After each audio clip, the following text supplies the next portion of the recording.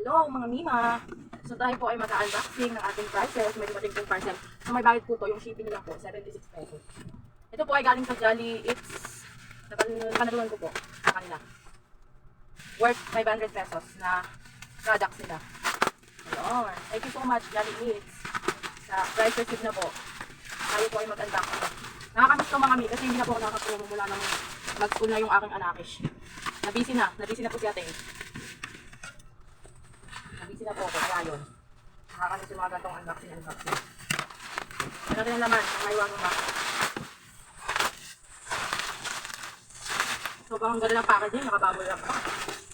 At talagang binak sila. Salamat po, price receipt. Dapat dalawa kami na anak ko nawala lumabas Hindi ko dapat dalawa kami ng unboxing ito Ay, Diyos me, mal. Pagod agad. Nakakang kalahati. Oh my gulay. Can you see it? Sensya lang kung medyo tabing yung ating camera. Ito yung ano yan yung stand ng kapatid ko. Binigit ko yung kapatid ko. Sabi nga yung pag-iisip. Sabi, legit mo yung hirap ko Dami ko nang in-unboxing pa, pero parang hindi pa rin ako sanay.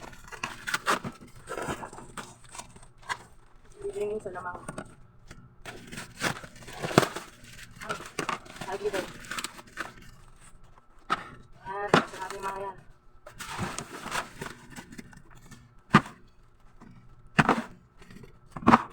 Wow!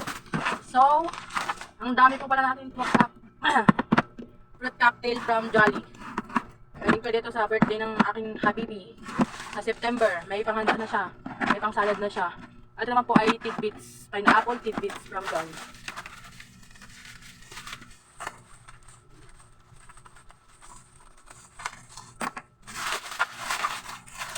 May isa pa po ang na-unlock. Ay na-unlock. Wala yung nila yung libel ng tableya. Ay, mas to. Coffee ata, chocolate drink. Ano na yung chocolate free, dagdag freebie daw. Ano pa? Granola.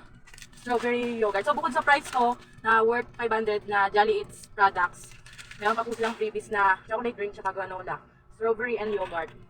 Thank you so much, Jolly. Napakaagang pa-birthday sa akin mga Ito yung mga kong birthday gift Ayan, meron tayong tatlong green peas. Yan. Tapos, meron din tayong mga mushroom. Tapos yan, meron tayong tidbits, diba? Meron tayong mga mushroom, saka Yan. So, yan na po, overall, friends receipt. Thank you so much.